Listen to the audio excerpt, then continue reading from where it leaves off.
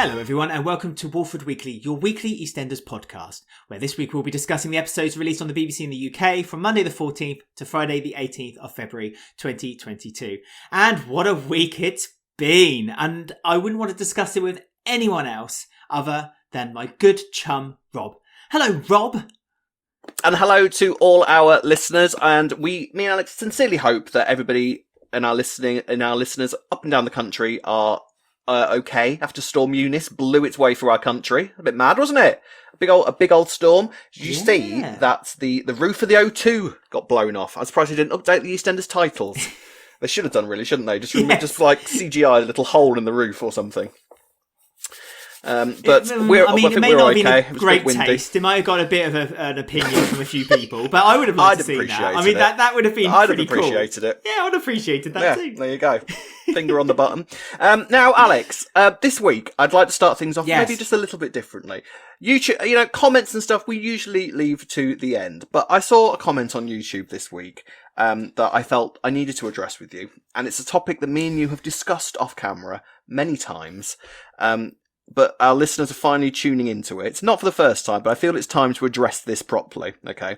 Had a comment on last week's episode by a comment on last week's YouTube episode by Stacey Connor. I absolutely love Alex and Rob. You boys do an amazing job, and I log in every week to hear the podcast. I love it. Bless Stacey. Thank you. But Alex, there's one thing that makes my blood boil. You're making Stacey Connor furious, Alex. Okay. Please stop mispronouncing Kheerat's name. It's Kheerat, not Kheerat. Thank you, and I love you guys. Now, Alex, we've spoken about this. Right. I mean, I don't, it could be argued that, you fancy Kheerat and I fancy Zik. If we could go along with that and pretend that nothing's wrong. But at the end of the day, Alex, it's a conversation that we've had. Why do you find it so difficult to pronounce, especially seeing as though you fancy the ground that this guy walks on? Why do you find it so difficult to pronounce Kheerat's name? It rhymes here, rat, and he deals with rats. We're led to believe that he deals with rats. Here is where you want him, Kheer, and then rats, like he used to do. Here, rat, Kheerat. That's all it is. Kheerat. In my head, I think I say it correct. You don't even need to. I know you do. You don't even need to roll the R in the middle of it to make yourself sound continental. Kheerat. It's Kheerat. That's what you need to say. Kheerat. Kheerat. Wait till later when we're talking about the lad, and it'll be a completely different kettle of fish. I'm gonna pick. I did stand for a long time that Suki did used to say it was Kheerat. Suki says Kheerat. So I just thought, if Suki says it that way, that must be the right.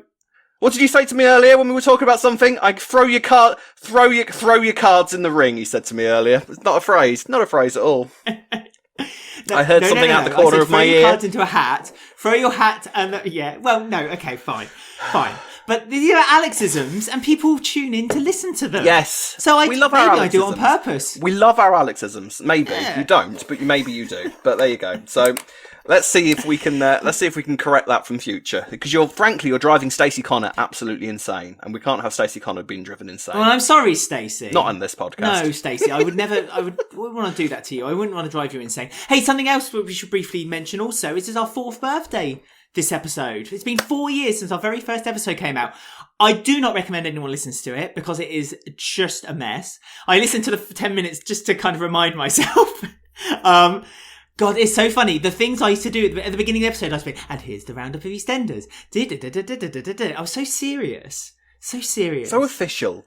I know. So it really official. And you because now, if I remember rightly, because I've been listening from the start, okay, I've been there since those dark days, and I remember because basically the podcast started for you and Ben to moan about the fact that Abby had died, wasn't it? That was essentially it, because the first episode is the week that Lauren left, wasn't it? And Abby's funeral.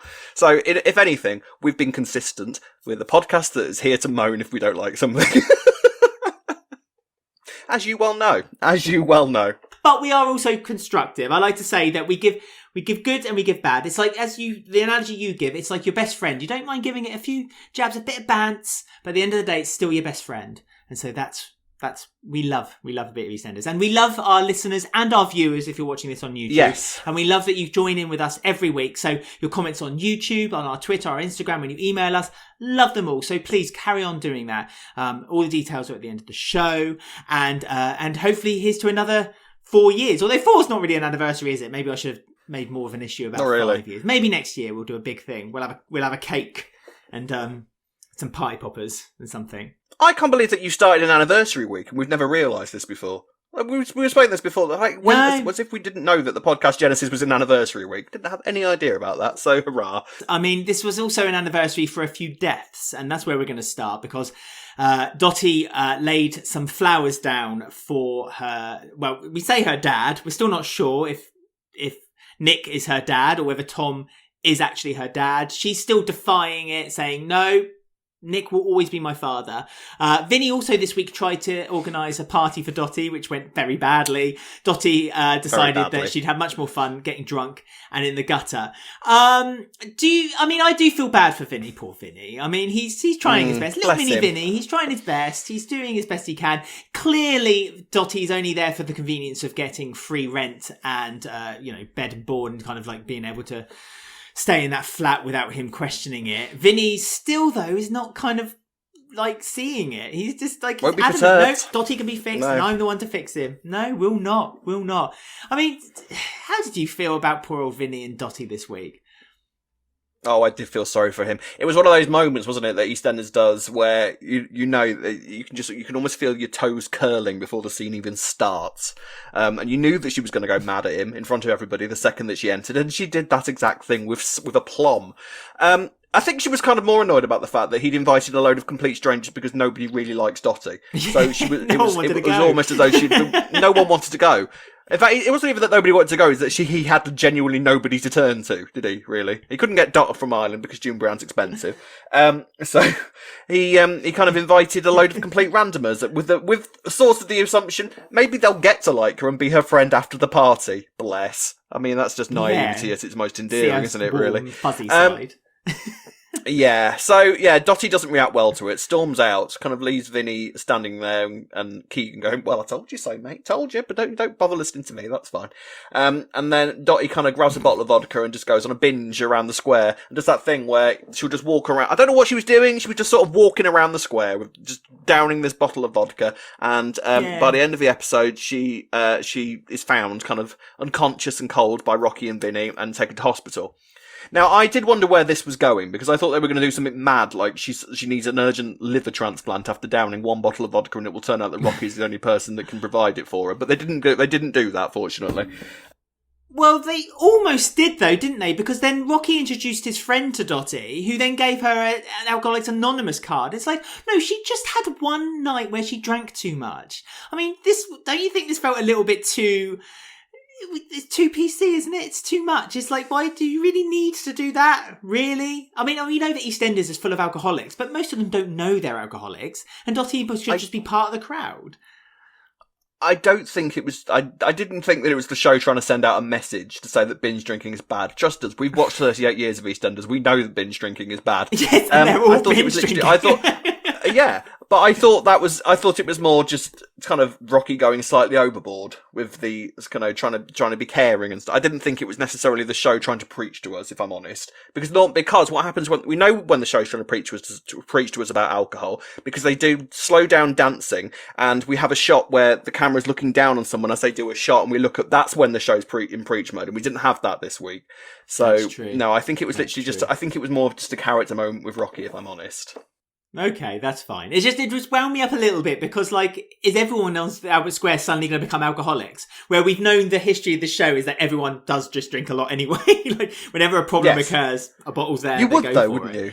You know, you would though. If you lived in Walford, you would, wouldn't you? You would. You'd be on the verge of a nervous breakdown at all times of your life, and you wouldn't have tea. No one would have coffee. Like, you just wake up and have a bottle of vodka just to get through the day. Whatever hell this square is going to throw at me, I might get blown up. I might get run over. I might get murdered. I might discover that my partner has been cheating on me with my grandma for 17 years. I don't know. Anything could happen to me today. Every the morning biggest is different. thing, I mean, that's why Aunt Babes was so successful, taking the business from Kathy's, putting the beer into the coffee. You see, so Kathy needs to sort herself out. Bring Aunt Babe back, I say. Bring Aunt Babe back. The big thing that came out of this storyline this week is that Vinny now knows, because Dotty actually told him and let him in, because that was, he kind of just looks at him and, please let me in, I want to know what's going on with you. Honestly, I'd have run a mile by this point if I was Vinny. I wouldn't see me for dust if I was Vinny. But, you know, he's hopelessly in love with our Dotty. Yeah, he really is. Love nauseous, I think, is probably closer to the phrase. But she tells him about what she discovered over Christmas, that Rocky is apparently her father, and basically said what you say. There's no, I don't believe that. That's rubbish. That's going to get changed. That'll get rewritten. Dotty is convinced that it's going to be rewritten. So now Vinny knows that. Now, I think I have a feeling that Vinny's now going to do something silly with this information, isn't he? He's going to try and the next time that Rocky kind of pokes his nose in, Vinny's going to do or say something that he shouldn't, isn't he? I don't know if Vinny. I don't know. I saw it when they had the letter from Dot, and Dot got another mention this week. There's a little part of me, a little part of hope, the Tina effect, let's just call it, where I thought, yes, are they going to have Vinny get in touch with Dot? And Dot comes, and then Dot will be like, she is your dad, and then she'll leave again. So she'll come in for a couple of episodes and then leave again.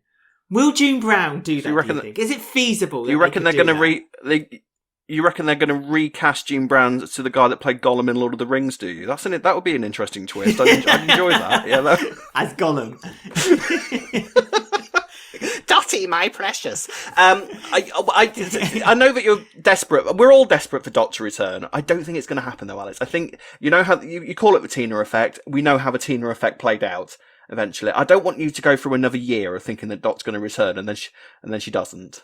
Well, I don't know, because if everyone stays tuned to the end of the episode and listens to I Don't Want to Gossip, I think you might find that Tina might not be dead after all. I don't even know what he's talking about, so this is exciting. Can't wait for that. I mean, I feel for Vinny. I mean, it's like a couple of weeks ago when Dotty was dancing with some guy at Callum's party for Ben, and he kind of just looked really like a puppy, like just been kicked, like just looked at her the whole time as he was DJing, like it just Vinny. So I kind of wish Dotty would put him out of his misery. But at the same time, it means that Dotty's got a story. And at the moment, they just kind of throw crumbs at Dotty. Yeah, so maybe... I know. We'll see. We'll see in time. Another anniversary this week was the anniversary of Denny's death as well, because obviously this is anniversary week of EastEnders. Boat Week happened this time a few years ago, and Denny had died. Ian wasn't there to celebrate, quite rightly so. Phil didn't really mention it at all, considering Phil kept going on about how he had to get revenge from Ian and also how he saw him as a second son. Phil had moved on actually this week on the episode with Tommy, which we'll discuss a little bit later. But Sharon had a moment, didn't she? She had a bit of a wobble when Jada was kind of playing up. Jada didn't want to work for Denise, sweeping up hair. But Sharon kind of snapped out of it after Zach gave her a rousing encouragement, and that was basically Denny remembered for that. Although they did have the meal, I should say they had the meal, didn't they, where they all toasted Denny, and remembered him. So that was nice. I mean, this kind of brings us back round full circle. Denny's death, was it worth it? Question mark. And is the way that they've now introduced lots of new characters like Zach and Jada and to some extent Alyssa, kind of their way of saying, oh, we made a mistake here. Let's just plaster up that crack with 3 characters that have kind of accumulatively replaced him. Right. So this is where me and Alex have a blazing row. Okay. Right. So the big thing is with me and Denny's relationship is the fact that I honestly don't really care that Denny died. All right. And there's a reason that I don't care that Denny died. There's a reason that you care that he did, because he's got the legacy thing. And I get that. Okay. I understand that. And there were several strong reasons for keeping Denny alive. All right. I'm not saying that it was a completely flawless thing to do. However, my issue is the fact that Denny wasn't that interesting a character. And if you're going to say that he's been replaced by 4 characters, I'd argue that at least 3 of those are more interesting than what Denny was. And legacy characters saying no viewer is going to tune in just because there's a protege of Den Watson on the square. They're going to tune in for interesting characters. I'd also argue that this because of all this, ignoring the whole Carbonara gate, because yes, that was nonsense. But with Zach here, with Jada here, with Alyssa here, I do think that Albie is a bit of a sort of part that doesn't really work, especially now Keanu's not even on the scene, so you've now just got another kid that Sharon shouldn't even have been able to have in the first place. I understand all that, okay? But for me, Denny's death isn't the overly damaging thing that I do believe that I know you and Ben think that it was. I know most of the sort of stalwarts of EastEnders in terms of viewers think it was. There's times I think when in anniversaries that you need to sort of think of the future of the show rather than the past, because it's not always the past that kind of keeps viewers tuning in. And I think that this was more of a decision of looking to the future rather than the past. That's just my view. True, but saying that, reintroducing Sam in a few months' time, reintroducing Denise. Yes. There is an argument that the past works. The past is something that people look back onto. And I think, and I also think that. Yeah, and I also think that Denny, he was young. There was development there, so I think that they could have developed him. Honest, don't get me wrong. I love Zach. I think Zach's a great character. I love the way that he's kind of like he mediates the household. He's like the middle ground between. Yeah. He's like the middle ground between Sharon and Jada. So I do like his character. Jada, she's a bit of a Denny, for what you've just described as Denny. Yeah, and this week was tricky. For how you've just described Denny, as in he was a bit of a character, Jada's a bit like that now, and so she's been introduced as that. I understand, yes. So I can see a future with Jada. I really can see a future with Jada. However, I don't see her future as being dancing in the park whilst on TikTok while her friends go, "Yeah, you've got the moves," and have Will stood in the background spitting out WKD on the ground. Have you ever seen teenage girls dancing in the park? I think the last time I saw that was on Grease. It's not something that that you really see that often.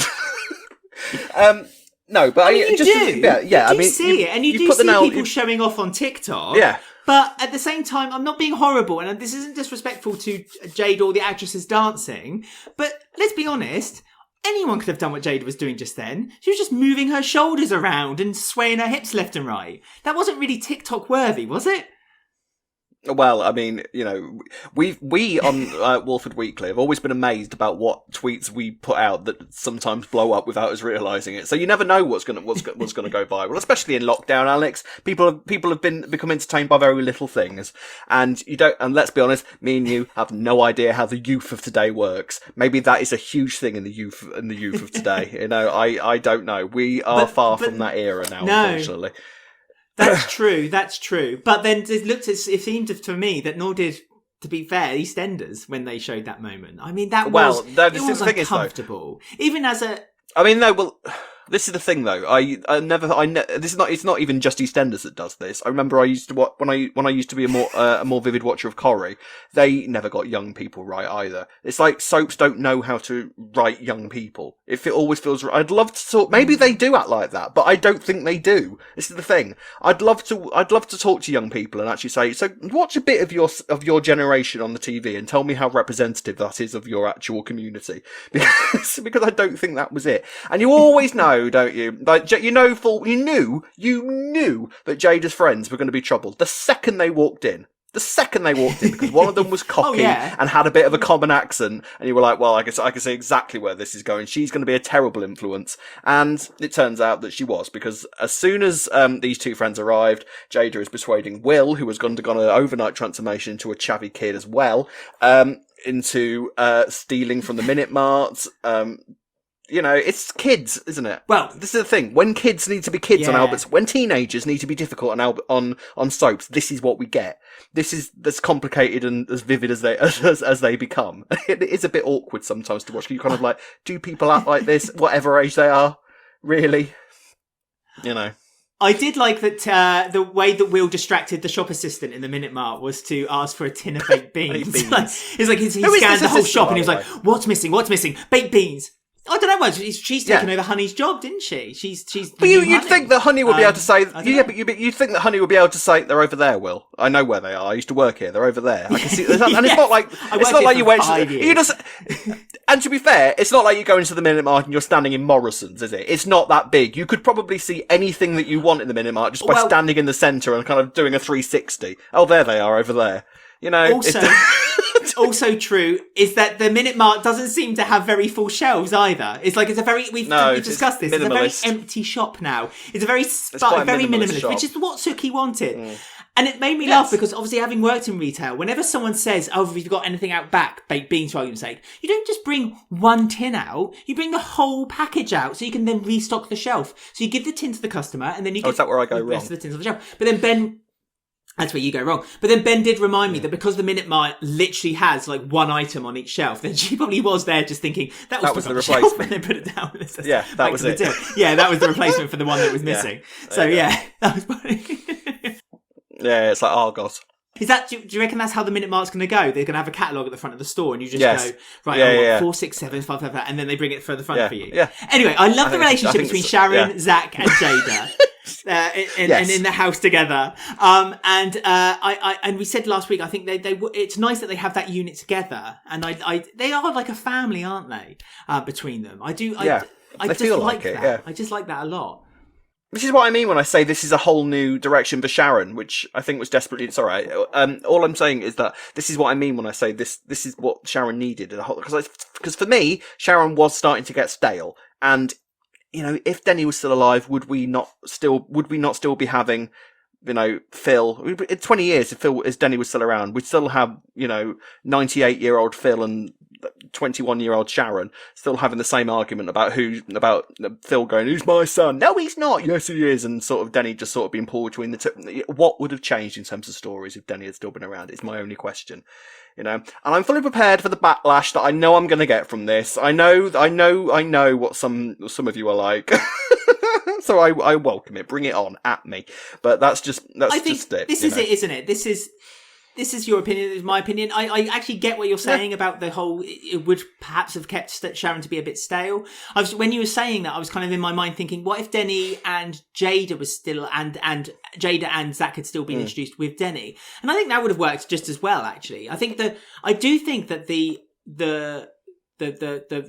person, the character that's most changed Sharon is actually Zach.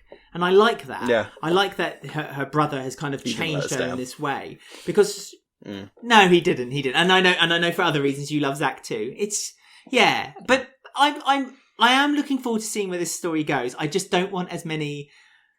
If you're going to have moments as Jada as a teenage kid, because in the calf later on in the week when she was doing the nails and she asked them to look after Alyssa while she had a word with Denise because obviously she stole £40 yes. The rudest customer ever. Also, what a bitch! In the salon. I mean, she deserved a dry slap, quite frankly. She did. Horrific woman. Yes. And Denise should have stood up for her staff, really.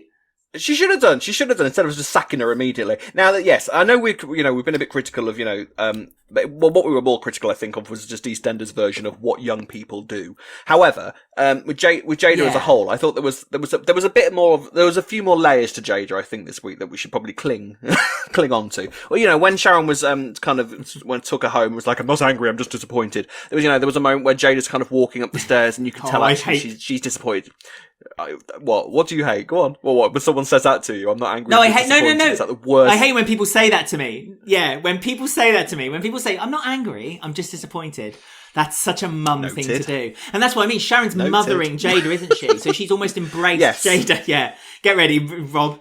Rob will use that all the time. Jada's being almost embraced because she's kind of, all the awards, she's kind of moved away from her own family and Jada's kind of moved in with Sharon. So that's what I mean. It's kind of become this family unit. So yeah, when Sharon said that, I completely was on board with that. I completely saw, as soon as she said it, like a shiver came down my own spine. It was like, oh, yeah. That's what you say to your daughter when you're triggered. Upset. Yes. I was triggered. And then there's also triggered. Yes, and And then there's also the fact that I think Jada's struggling with the whole thing of, as you probably would do when you're that young and you have a kid, so I want to go out and be my age, and yes, at the same time I've got to go home and be a mother, and that's tricky for her to balance. And it seems like for a little while this week that she wasn't really that bothered about Alyssa. She's got the childminder, I can go out and get drunk in the park, and yet was really panicking when she thought that Alyssa had somehow eaten a whole packet of gem nails. And or something, Yes. somehow that, but the point is that she was worried about it, isn't it? And the point is that I think we're starting to sort of see her grow as a character, which was, that's what we need to pull from this week, is that Jada is starting to get interesting, and that we like that unit as well. So let's see where that goes from here. That's what I take from this. Zach, Sharon, and Jada fully on board. Jada in the park dancing into a TikTok video. Not so on much, board. Overboard. It's fine. No. Oh, yes. And we mustn't forget Martin as well. Before we move on, and we've got many, many more stories to talk about, we're just going to go to our sponsor. Support for Walford Weekly is brought to you by Manscaped, who is the best in men's below-the-waist grooming. Manscaped offers precision-engineered tools for your family jewels. Manscaped recently launched the Ultimate Men's Hygiene Bundle, the Performance Package. Join over 4 million men worldwide who trust Manscaped with this exclusive offer for you. 20% off and free worldwide shipping with the code WALFORD at manscaped.com. If my maths is correct, that's about 8 million balls. Well, Rob, we are honoured to have such lovely equipment sent to us to talk about from Manscaped. And I understand that you haven't had the honour of playing with some of this stuff. So you're going to do it live right now in front of us. I haven't used. Obviously, I've used the trimmer, and we've been sent lots of downstairs deodorant and lots of downstairs toner and all that sort of thing. Thank you very much, Manscaped, for this. Honestly, this is great stuff. It smells really nice. It's really high quality stuff as well, actually. But what I haven't used yet is this torture device looking thing here, which is actually an ear and nose hair trimmer. Now, like I said, I've never used this before. Is this going to hurt? No, honestly, it's absolutely gentle and it's good on the skin and it's waterproof as well. So you can use it in the shower, or if you don't want to, you can do it out the shower and you get given this like little newspaper mat as well. So all your hair can drop down and it can be cleaned up very easily just by crunching up the newspaper and throwing it into the bin. I mean, how much hair do you think I've got in my ears? Right, hang on then. Stick it in your ear, go on. We all want to see.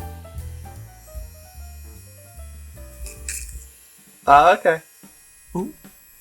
Do you know what? I can feel that working and cannot feel a thing. That doesn't hurt at all. So, yeah, that's good. That's really, really good. It's just as sensitive as well, using the one that goes down below. But you don't have to use it just down below either, because I used it to neaten up my beard a little bit as well. And thank you to someone who commented saying that I should use it on my chest. You've got the bare things that you can use to do your beard and stuff, and your beard looks lovely. But you've also got these add-ons as well that you can use to do it at different lengths and make yourself look amazing in whatever style you like. So yeah, thank you very much to Manscaped for sending us these 3 products. So to get 20% off and free shipping with the code WALFORD at manscaped.com. That's 20% off with free shipping at manscaped.com and use the code WALFORD. Unlock your confidence and always use the right tools for the job with Manscaped.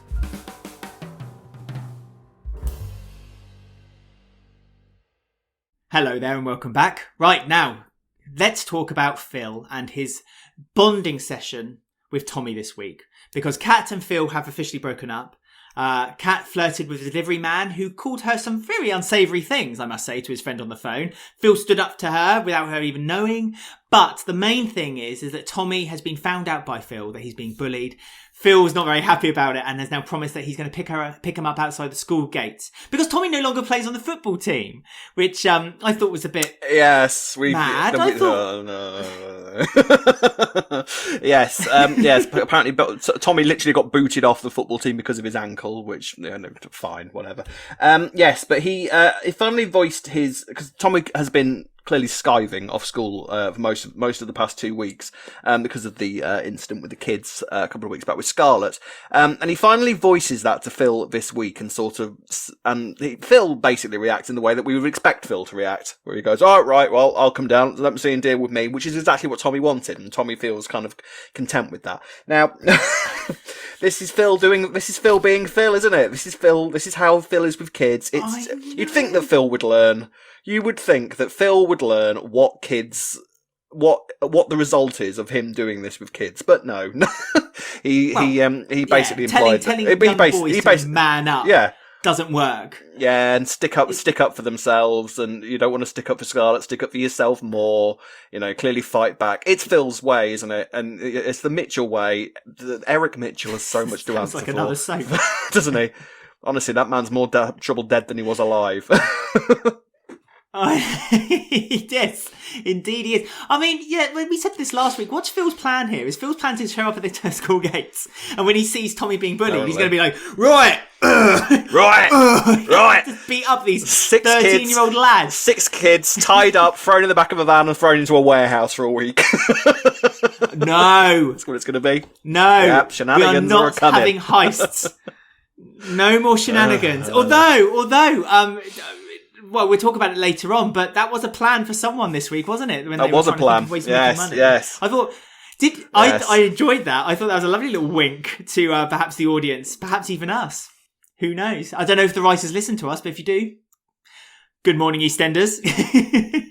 But yeah, so Phil is just basically being Phil, Tom. So yeah, the Tommy thing. I like this whole Tommy and Phil thing though, actually, despite the fact that, we've basically just criticised it. But actually I quite like it because I like Tommy. And I think it's developing he's developing Tommy's as quite a cool little kid. Tommy's amazing. We love Tommy. Yeah. And I like this whole thing with him and with Phil. I like the thing is with Phil, despite the fact that he never learns anything when it comes to kids ever, I always feel that Phil's quite interesting when he's got a sort of kid to sort of destroy. I think it's always quite an to ruin. He does, doesn't he? And I think it's always quite an interesting sort of process to watch. So it's going to be interesting, I think, to see if because Tommy sort of strikes me as well, because he hasn't got that sort of crux that Ben had, where he has to feel that he has to make Phil proud, especially seeing as though Kat and Phil have effectively broken up now. So he hasn't got that crux there. So I wonder how far Phil will be able to sort of push him before he actually turns around and goes, "Wait, hang on a minute, Phil. Let's not act like Neanderthals here." So I think that Tommy might actually turn around to Phil at some point and say, "That's enough now. I don't think I need to do that." Or, alternatively, we could be about to watch Tommy completely destroy his life, which feels quite likely as well. So it'll be interesting to see. Where it goes. But watch this space, I think. I think and I hope that it's basically just a little storyline to just bring Kat and Phil back together again, where Kat will be all kind of olive oil and be like, "Oh," when she finds out that Phil's been looking after her son despite them having broken up. I suppose if you stand the relationship between Kat and Phil, fat. Then you're welcome. You're fat. Yeah. If you stand fat, then of course. Fatima Whitbread. To be fair, I don't really. We've been sort of mildly critical of the Kat and Phil relationship because there was an element of it that sort of felt like two names have been pulled out of the hat and like, right, they're now a couple. But, at the same time, there is, if you've done it now, so let's see them work things out. Let's see if these two actually can have some form of future together. I will be very surprised if by the end of the year we don't have Kat Mitchell. I will be surprised if that doesn't happen, or at the very least we get as long as that a wedding before. Yeah, I wouldn't be surprised. Well, what you think it's going to happen sooner than that? By the summer, maybe? Do you think? Kat and Phil. Or maybe it might be a nice little summer filler storyline, might it? But Phil. Phil will literally put a ring on anything, won't he? And Kat's kind of susceptible to marriage as well, so I'm sure it will happen. I also enjoy that Kat kept saying this week that she wants to stand on her own 2 feet while still living with Phil, while still working in a business that was paid for entirely by Phil. I felt like that was a little bit of a contradiction. Yeah. But, also, I want to. I thought with Phil Yeah, I also did think this week, and I was wrong, that I thought that as soon as Phil was back this week, because he's not been in it the past, because Kheerat has had weeks off and stuff, but I thought that as soon as Phil was back in it this week, that we were going to have some sort of continuation of this decision that Keeble's left with him. He was giving him a very, very long time to make his mind up, considering that Phil was supposed to be facing life imprisonment. I'm kind of like, I'd like to know the next part of that now, I agree with please. you. And also, Richie basically said to him, you've got to make this decision, Phil, and it's the right decision, so you have to make it now. But it's just kind of just been, maybe he has made the decision, and we're going to see the fallout of that in a few weeks' time as well. I don't know. Who knows? Oh, chicken shops and I'd like that grasses, storyline to kind of kick off again, please, because it feels a bit weird to have it, because Phil could literally be doing anything right now.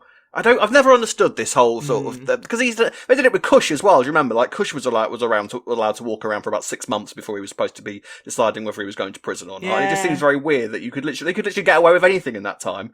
It's like, why would you leave these people that you believe to be dangerous criminals on the street until you decide what you're going to do with them? Get on with it.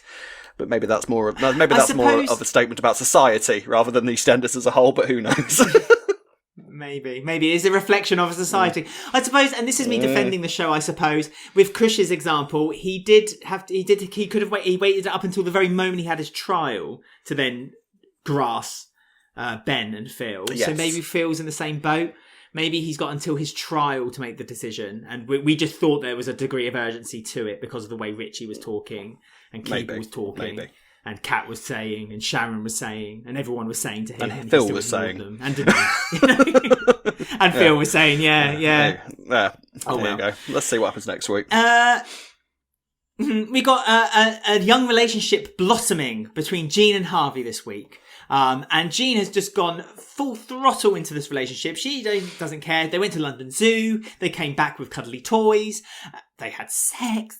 They had pizza. And Stacey believes that this is very out of character for Stacey, for Jean. Even though she saw her taking her medicine, she's feeling like Jean is maybe feeling a bit unstable. And I suppose Stacey is the right person to kind of see that from her mother.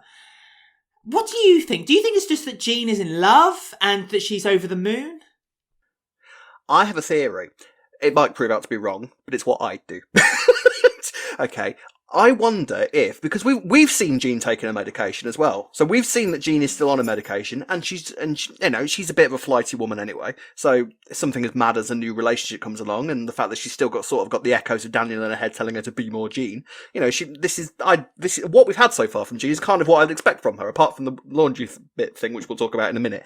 But I wonder, actually, whether it's not Jean we should be worried about, but is it Stacey we should be worried about? And she's sort of getting a little bit paranoid. And is it Stacey that is sort of, are we due another visit from Stacey's cardigan? Is basically what I'm wondering. Is it maybe that Stacey is getting a bit paranoid, and because Stacey's had a lot on recently, sorting out a new business. Is Stacey taking all her meds? Do we know? So maybe that's a bit of a. I'd like that if Stacey had another, because it's been a long time since Stacey's had a big storyline, and she's due one in my view. So I'd quite like that to happen. But we will talk about the. I mean, what do you think? Do you reckon? What do you think is going on with Jean then? Or do you reckon that do you reckon that there is another sort of medical drama for Jean on the horizon? I suppose it swings and roundabouts with Jean, isn't it? So it wouldn't be unexpected if she is on like a medical alert again, and she's not or she's on the wrong medicine, because we know she's taking her medicine. Whether she is on the wrong one, perhaps because when she saw the doctor, she didn't have a full kind of consultation with her, so perhaps something got missed.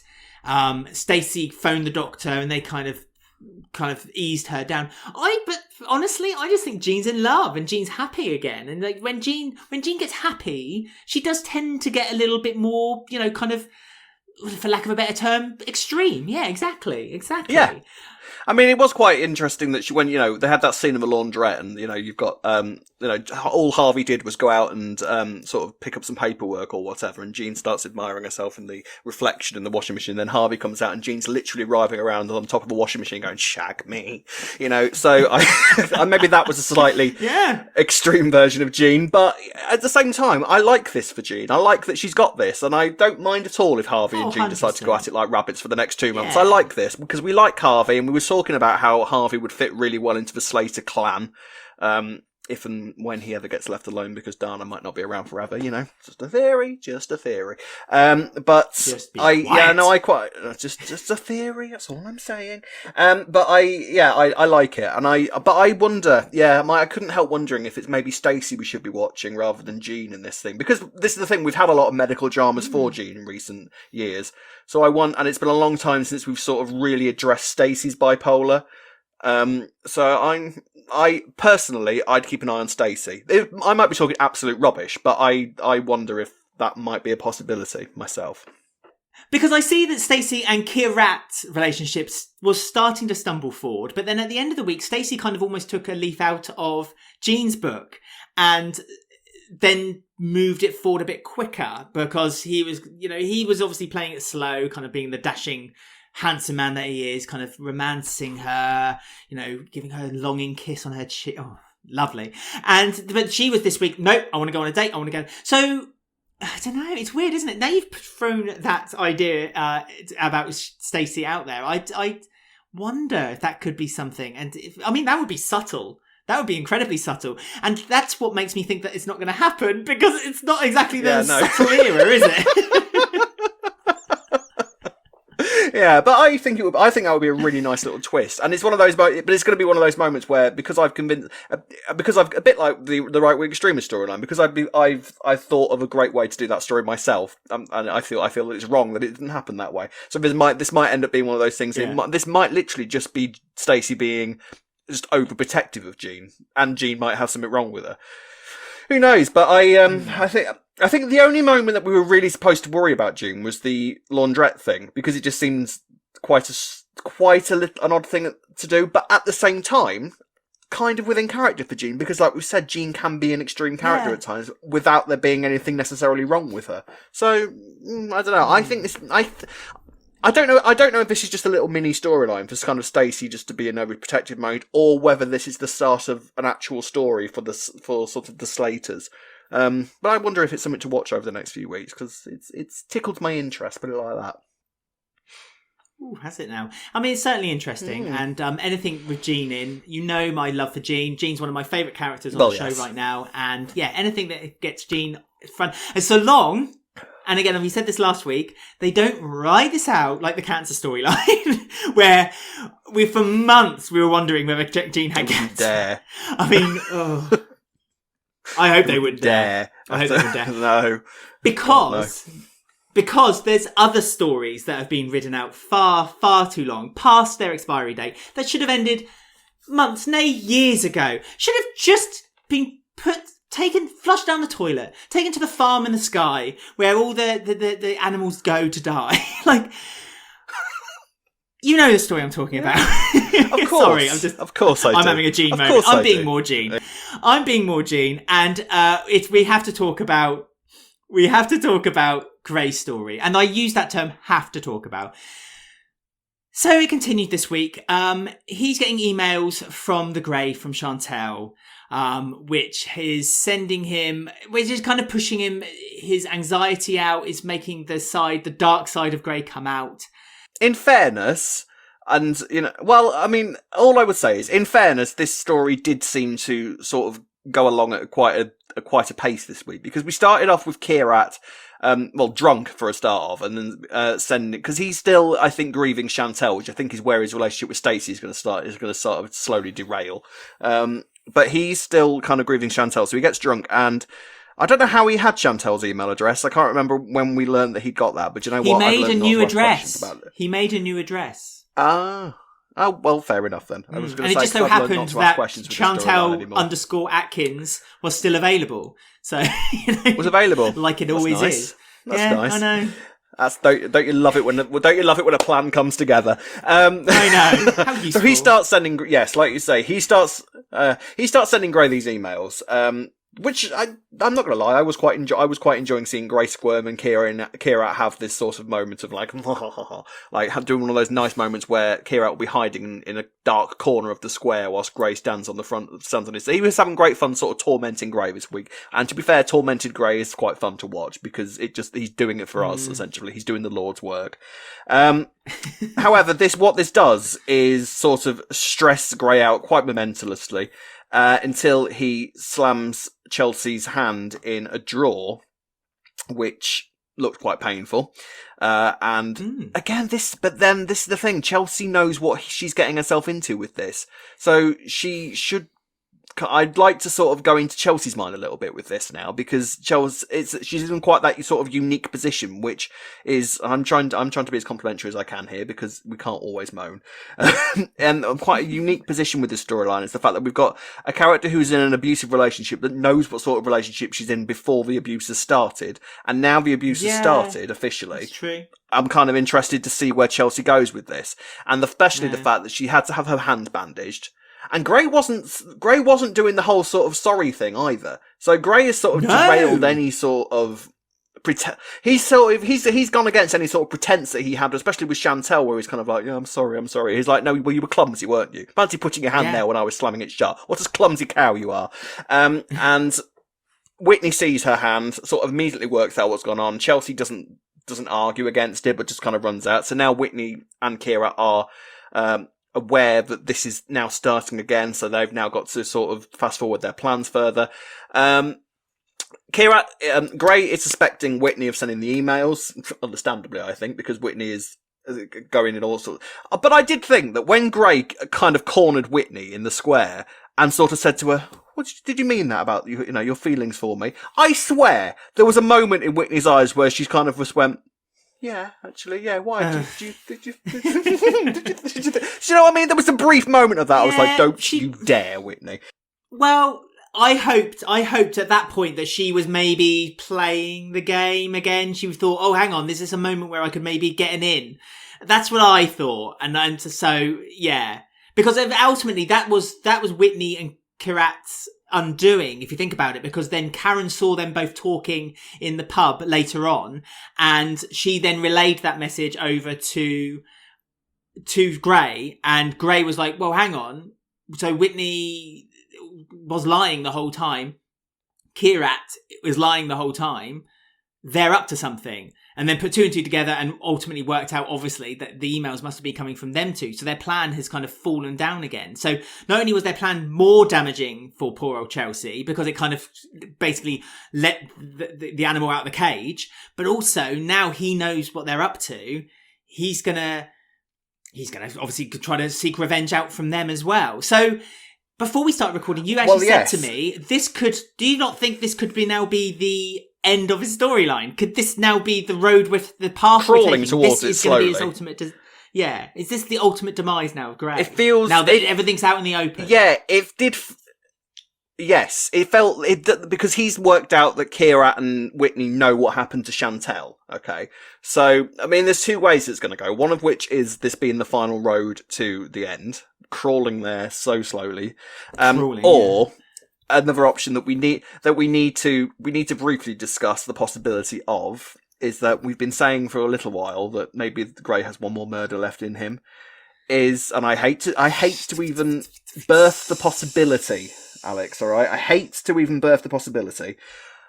But you know what I'm going to say is there a possibility that Kheerat, or more likely Kheerat than Whitney, I think, could be in serious danger at the moment, because I think Gray has Gray has now worked out what Kheerat's been doing these past few weeks as well, in trying to be his mate, he's worked all that out now, I think, hasn't he? So he knows exactly what Kheerat's doing. He knows that Kheerat knows. So is Kheerat the one that's in more danger? Because he's got more against Kheerat anyway, because he knows that Kheerat was trying to go after Chantel as well. So this is, I think, the confrontation we've got coming next week. Yeah. Could we flip it on its head, though, then? Could we not say that Kheerat kills Gray? And so that he's the one who does it. And he's the one. And then we could have a trial, maybe, then, with him? Yeah. Well, we have seen also that Kheerat is capable of quite extreme levels of violence, because obviously that he beat up Simon, and we weren't sure whether he was whether he'd killed Simon or not, and frankly, we still don't know whether he killed Simon or not. But I think we're supposed to think that he didn't, and that he just kind of left Simon as a pulp on the floor or something. But we know that Kheerat has got that in him, that sort of extreme anger. So I think next week is going to be, I say this with all naivety, but I think that this might be quite a key component of the storyline next week, because obviously this is the conversation that's coming. So it might be good next week. You never know. It might be quite good to see this sort of confrontation happen and stuff being revealed, and so I'm kind of looking forward to it. If I'm perfectly honest, it didn't feel like I was suffering quite from such repetitive scene injury as I was last week. This week it felt a bit different. Fair enough. Because I that's in my mind what I think could be the end of Grey, but also a new story which could be quite an interesting one, similar to when Whitney was on a murder charge, but this time with Kheerat, that they have Whitney as evidence, but Chelsea may be, she's still under the spell of Grey, and so she won't give evidence against, and then thinks that it's a murder of Grey, and so perhaps there's that route to take. I mean, he might not even murder him; he might do something which could mean that Grey disappears. Yeah. I mean, the problem is, though, whatever way it goes, the Chantal stuff, we can kind of see a route as to how that could all come out, okay? Because people know about stuff, and that's fine. Tina, we've got buried under the floorboards of the Argy-Bargy, and we've been shown that for a reason. But have we? That's going to become relevant at some point. Kush, well, we've been shown... Yeah, we'll come to that. But Kush, we still have... There seems to be no way of proving Grey's involvement in Kush's death whatsoever unless he just tells Whitney that it was him. Yes. This is what the problem with the Grey murdering people storyline has been, because it's just like they've used Grey to sort of get rid of characters that they needed to get rid of, which kind of causes a problem in terms of Did they need to get rid of Kush, though? Why did he do that? Why did he do... Did they need to get rid of Kush? Alex. That's the point. No, they didn't. No, of course they didn't need to. They shouldn't have done. No, they shouldn't have done. But what I'm saying is, I think it's kind of given them a problem as to, like, how do they reveal that? The only way that I can see it being revealed is if Whitney has a divine flash of inspiration and realises. You could kind of argue that maybe she might work out, if she hears it from Grey, that if he confesses that he murdered Chantal, and maybe the Tina stuff is revealed as well, that she might then kind of work out, well, it seems like quite likely that you put Kush in front of a train as well then, doesn't it? That's the only way I can really see them working it out, but I'm still none the wiser how Tina's going to be revealed. So... There is much more to come, I think, but I think next week might be quite a key component of the story, I would hope. Yeah. Okay. Please. Yeah, please. Just move on. I mean, I would actually take, when you were suggesting a confession from Grey, I would honestly take the kind of generic keep a recording device in your mobile phone in your pocket and get Grey to confess and then hold it up and say, look, Grey, look what I've got. And then somehow he either this is what recording feels like. Yeah. I don't know. Mm-hmm. Oh well, I'm sure we'll be talking about it for many more weeks to come, despite our prayers to the EastEnders gods. One final story then is the Kimfluencer, who has just been given a bill from Walford Academy School for Gifted Girls because Pearl has her annual fee coming up, £3,500. Kim can't afford it. So she needs to find a way of making money. She thinks she's a bigger influencer than she actually is because she's got a number one fan called Panda One or something like that. That actually ended up being Howie, who is now becoming a bit of an love interest for Kim. But Kim had to do an advert on her Instagram this week for a Pooper Scooper brand with rhinestones on them. Yes, they are doing this. Yes, they are. But what I wanted to briefly touch on with this story was the sort of thought process of Kim and how she was going to make money and being the Kimfluencer. And she went through a few options, which she left out on the table in sort of post-it notes, one of which we alluded to earlier was a heist. Good afternoon, EastEnders writers. Thank you, EastEnders writers. Used designer clothes stall was one. Dresser of the store was another one, whatever that means. Walk London to Essex, that was one. Judge on Drag Race. Kim genuinely thought that there was quite an easy path to becoming a judge on RuPaul's Drag Race. You can't knock the girls. You can't knock the girls' ambition. However, all of that came crashing dramatically to the ground when Howie revealed that yes, she was going to have to be a video advertiser for Pooper Scooper. That whole thing was a time, wasn't it? This is one of those moments where I sort of admire Tamika Epson so much because she can make slightly questionable material entertaining, can't she? That's the skill of the woman. She is amazing as Kim, and she can make Kim funny despite whatever may be given to her to try and make funny. And this was one of those moments. Because all this is because she's trying to get money for Pearl's school, isn't it? And I do wonder whether to talk about the characters for a moment, I do wonder whether this is, she keeps saying how much Pearl loves this school and how happy Pearl is at the school. Clearly, this is more a case of Kim likes this school, and Kim is more happy with Pearl being at this school, rather than as an element of slight snobbery and status. Yes, which I think is why we're going to see Kim sort of fall flat on her face. Yeah. It's all that sort of thing, isn't it? As anybody who stands in front of a camera. Can you imagine sitting in front of a camera and forcing people to listen to your views once a week? I think that's, who would do that? Can you imagine? The narcissistic people that you'd have to be to do that, honestly. But yeah, I think that's kind of what it is. Who does that? Who does that? But I think that's basically... who does that? I think that's basically where this is going, though, isn't it? Kim's going to end up falling flat on her face, and I don't think Pearl's going to be at this school for much longer. So, I guess... But then I think also this is bringing Howie in as on a more... Is Howie going to be a more permanent character now? I mean, any man that walks around dressed as a panda through choice, I don't mind. That's fine. I know. Who would do such a thing? There you go. So that was that. So yeah, we'll see where Kim's little tale goes next week. But I think that's basically this week in Walford, and what a week it was. I mean, we were able to grab a few things out of there, which were highlights, I suppose. But let's be honest, it's not been the best week. It's not been the best week. A week of mixed fortunes is a very kind way of saying what this week really was. But we have some of your comments that you sent to us on our Twitter, our Instagram, and our YouTube comments. And we're going to read a couple of them out right now on I Ain't One to Gossip. You know me, I ain't one to gossip. So last week we asked you to get in touch with us about your opinions on the Grey storyline, because obviously we're not the hugest fans, we're not the cheerleaders of the story, but we wanted to know anyone who was. And you did get in touch with us. And Rob, I understand you have a couple of people who had some things to say. I did indeed. On YouTube, we had Mark Campbell, who said, I guess I'm in the minority because I don't want the Grey story tied up in a half hour. I just pray it's a satisfying ending, not a rushed one. Any part of the storyline being accused of rushed, in my opinion, is wrong. But do you know what? And then, of course, you have Diana McGuinness, who said, I was furious they didn't keep Grey's storyline to family violence rather than serial killer, but I must admit I'm enjoying it now. Seeing him manipulate Chelsea in real time and her falling for it is actually pretty educational. Plus, the tension is ratcheted up with wit, Kheerat knowing. Really looking forward to Tina's body being found, though, and everything coming out. However, then EastEnders will be left without a villain, except Janine, perhaps.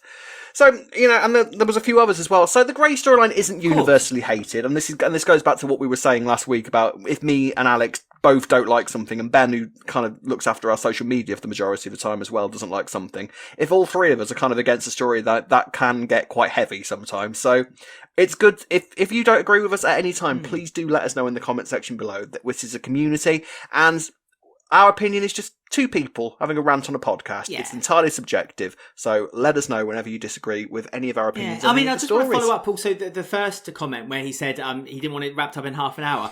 I wonder if they would do it as like an hour-long special. And if that was true, then...